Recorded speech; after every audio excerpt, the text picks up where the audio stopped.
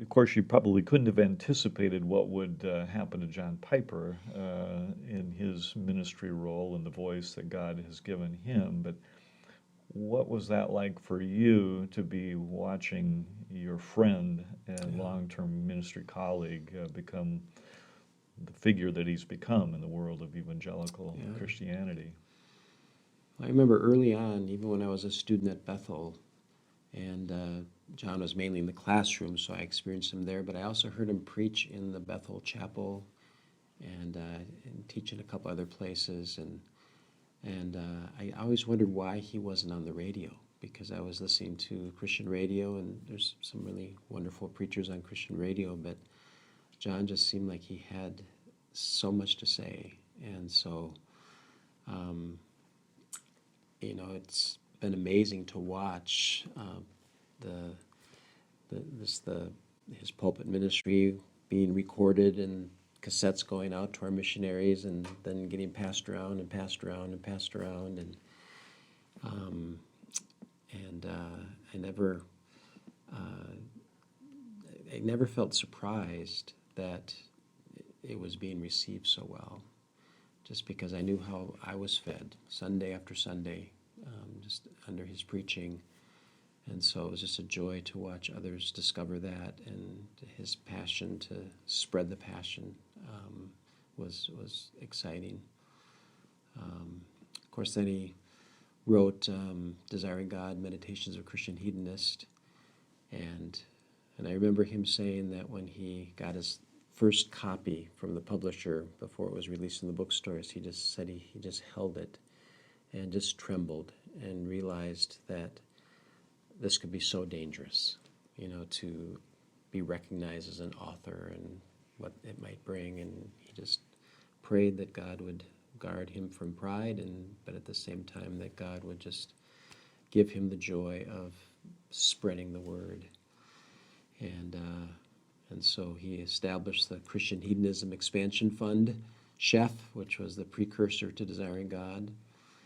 And we were just amazed at how the manuscripts were going out and the cassettes were going out and how well received they were. We were sort of, in one sense, I wasn't surprised. He was surprised. I wasn't surprised. But now, I just marvel, and as I travel to different mission fields, and there's not a place I go that his books or his sermons have not already made an impact. And so I just bow before the Lord and say, thank you, God, for giving him that calling and giving me the chance to watch it happen. Do you think that there's a difference, and maybe in your own thinking, as to how you support a pastor who gains some kind of notoriety like John did, as opposed to being an associate pastor for, shall we just say, a normal pastor? Yeah. Did your role change in your own mind in terms of what John would need and what the church would need from an associate pastor as he gained his recognition? Yeah.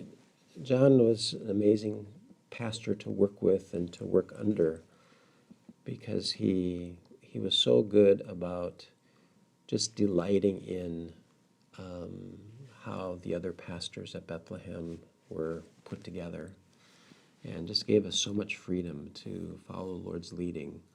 To be sure, we had to cover certain responsibilities, but he really wanted us to be in roles that would, where we would thrive.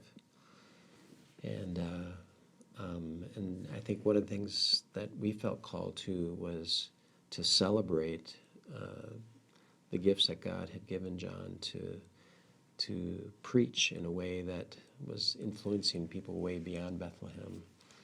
And so I just always wanted to advocate for him that this was an amazing ministry of Bethlehem to steward her senior pastor well, so that he would feel the freedom and the support and encouragement to write and to speak, even if it took him away from the church at some times.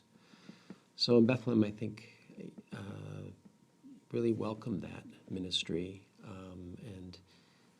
and John was so good. I mean, he wasn't gone very often. He mostly just took speaking engagements that might be during the week because he wanted to be in the pulpit on Sunday.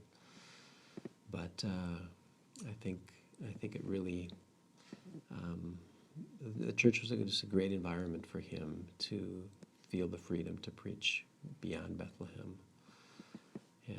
And there's some that would feel he was an absent father at times or that kind of thing. But I think for the most part, people really saw that we had been given a special role to play to have a ministry that extended beyond our church as well as within the church.